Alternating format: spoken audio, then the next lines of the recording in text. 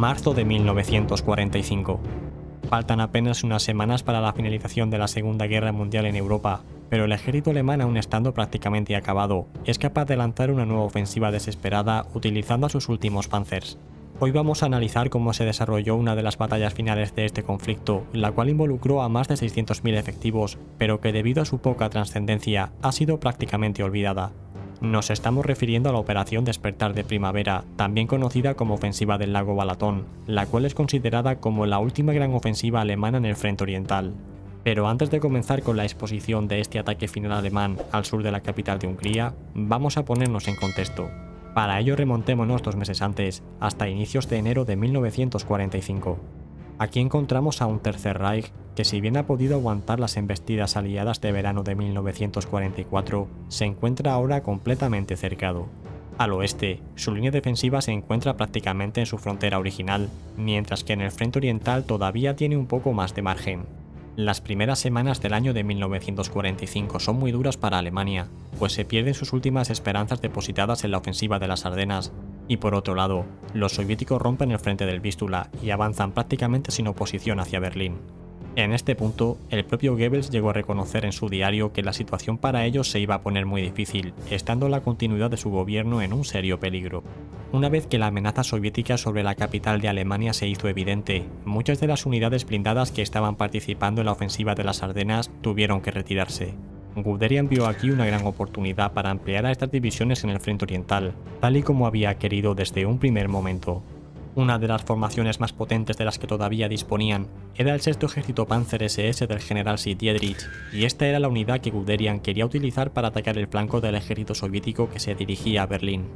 Hitler, sin embargo, tenía otros planes en mente, pues según su criterio Berlín todavía no corría peligro, pues los soviéticos se iban a encargar primero de consolidar sus flancos.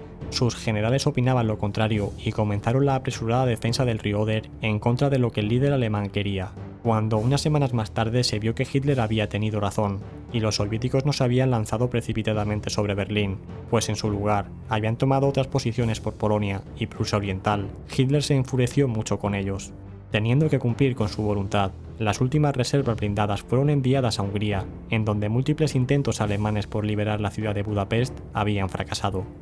En cualquier caso, el objetivo importante de la operación era la protección de los últimos pozos petrolíferos que estaban situados al oeste de Hungría y que en este momento producían el 80% de todo el combustible que gastaba Alemania. Tras la pérdida del petróleo rumano y de la mayor parte del que producían de forma sintética en sus instalaciones a causa de los bombardeos, esto era todo lo que le quedaba al Tercer Reich.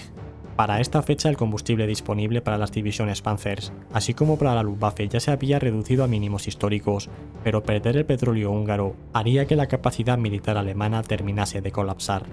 Con base a esto se planteó una ofensiva para hacer retroceder a los soviéticos hasta el Danubio y establecer unas posiciones defensivas más seguras que protegiesen estos campos petrolíferos en Hungría. Además, una vez asegurada toda la orilla occidental del Danubio, se pretendía posteriormente pasar a liberar la ciudad de Budapest y enviar a las unidades restantes al río Oder para apoyar la defensa de la capital alemana. Para cumplir con estos objetivos, a finales de febrero el líder alemán ordenó al comandante del Grupo de Ejército Sur, el general Otto Boller, que preparase un ataque en las inmediaciones del lago Balatón. En la ofensiva participarían el 6º Ejército Panzer SS, que atacaría desde el norte del lago Balatón, el 2º Ejército Panzer, que lo haría desde el sur del lago, y el Grupo de Ejército SEK, que atacaría desde el sur del río Drava hacia el norte. Entre todos tenían que expulsar al Tercer Frente Ucraniano a la orilla oriental del Danubio. Finalmente, la fecha para el lanzamiento de esta ofensiva se fijó, el 5 de marzo de 1945. Para dicha operación, los alemanes habían reunido una fuerza de 19 divisiones, de las cuales 8 eran formaciones Panzer o Panzer Grenadiers. En total sumaba unos 220.000 hombres y 870 carros de combate y vehículos blindados. Sin embargo, y como le ocurría a Alemania en esta fecha, sobre el papel parecía una fuerza poderosa, pero la realidad sobre el estado auténtico de estas unidades era muy diferente. En su mayoría eran tropas muy desgastadas, y muchas de estas divisiones estaban formadas por reclutas con una escasa formación y armamento. Frente a ellos se situaban las fuerzas del Tercer Frente Ucraniano, bajo el mando del mariscal Fyodor Tolbukin. Después de la caída de Budapest, Tolbukin había comenzado los planes para una ofensiva hacia Viena, pero se vio obligado a retrasarla cuando la inteligencia soviética detectó que se iba a producir un gran ataque alemán en la zona. Lo que hizo el mariscal soviético fue consultar con el alto mando soviético los pasos a seguir, y finalmente decidieron que sería mejor dejar que los alemanes atacasen para posteriormente pasar al contraataque, salvando todas las distancias. Sería algo parecido a lo que hicieron durante la Operación Ciudadela en 1943. Para ello contarían con unos 400.000 efectivos y con 700 carros de combate. Sin saber que se lanzaban a una trampa, para principios de marzo las unidades alemanas comenzaron a llegar a los puntos asignados. Esto no fue tarea fácil para las divisiones Panzer alemanas, pues debido al deshielo, los caminos se convirtieron en lodazales. En cualquier caso, la orden de ataque ya estaba dada y no había vuelta atrás. A la 1 de la madrugada del 6 de marzo de 1945, las desgastadas divisiones de élite alemanas, siendo estas la Listandarte, Das Reich y la Hitlerjugend entre otras muchas, comenzaron la última ofensiva alemana de la Segunda Guerra Mundial. La primera unidad en atacar a través del río Drava fue el 91 Cuerpo de Ejército Alemán, que pudo cruzar el río y establecer una pequeña cabeza de puente. 3 horas más tarde se unió el segundo Ejército Panzer, atacando desde el sur del lago Balatón. Después de un pequeño éxito inicial, los alemanes quedaron estancados tras la llegada de refuerzos soviéticos a la zona.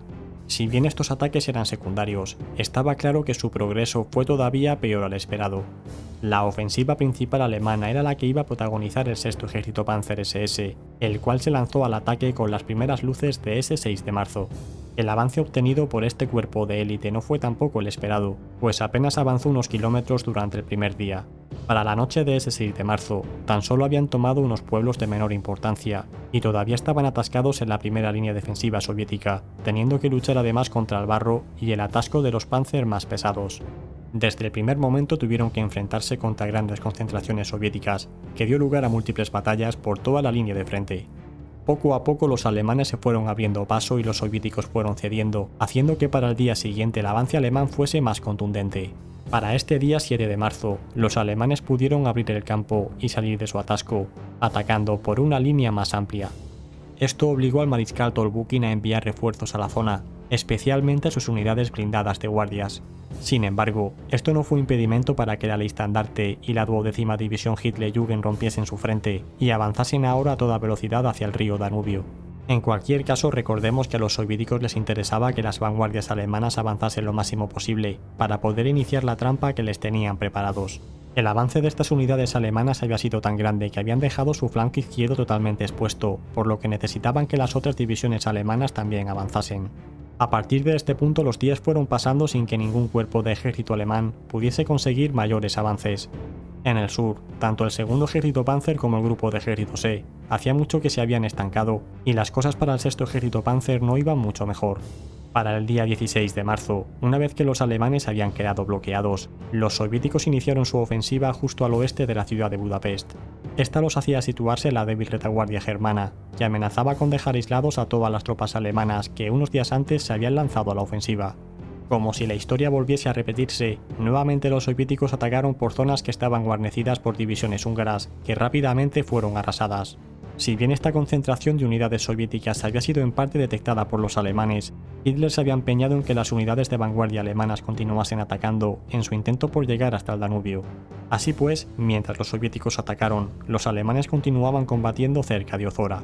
Una vez que se vio que los ejércitos soviéticos habían penetrado profundamente por la retaguardia alemana y que avanzaban sin oposición, los generales Boller y Dietrich finalmente pudieron obtener la aprobación para que el primer cuerpo Panzer de las SS fuera retirado al norte, para tratar de tapar los huecos y evitar el cerco de todo el sexto ejército Panzer SS.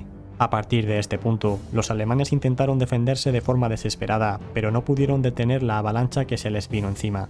Para el día 18 de marzo, las unidades de élite alemanas se vieron obligadas a ceder todo el territorio que con tanta sangre y sufrimiento habían conquistado hacía unos días. A pesar de que al norte del lago Balatón la situación era crítica, desde Berlín llegó la orden de que se continuase atacando allí donde pudiesen, por lo que el segundo ejército Panzer siguió desangrándose en su intento por avanzar unos metros. Finalmente, para el 23 de marzo, y ante lo crítico de la situación, Hitler se vio obligado a tener que aceptar la retirada generalizada, ante el peligro de que parte del sexto ejército quedase rodeado al este del lago Balatón. A partir de este punto, los combates continuaron sin descanso a lo largo de todo el frente húngaro, hasta que para el mes de abril, los soviéticos llegaron a Viena. Además, unos días antes también despojaron a los alemanes de sus pozos petrolíferos húngaros, terminando de esta forma de sentenciar el poder combativo de la Wehrmacht. En resumen, después de menos de 3 semanas, la última ofensiva alemana de envergadura había terminado con un avance máximo de menos de 40 kilómetros, seguido por un devastador contraataque soviético que terminó de expulsar a los alemanes de la región. Bueno, y ya por último, y como sabéis, y comentamos también en el programa especial con Carlos Caballero Jurado, fue aquí donde se produjo la famosa anécdota en la que Hitler, totalmente indignado con el resultado de la operación en la que habían participado sus divisiones de élite, dio la orden de que se quitase la tira que llevaban con su nombre en la bocamanga. Además, el propio Dietrich fue acusado de no haber utilizado a todas las tropas que tenía disponible para esta ofensiva, lo cual fue considerado como poco menos que traición. En cualquier caso, os dejo en la descripción el vídeo por si lo queréis ver. Nosotros nos despedimos aquí. Muchas gracias a todos, especialmente a los patrocinadores que hacen esto posible. Suscríbete y comparte este programa si te ha gustado y nos vemos en el próximo. Hasta pronto.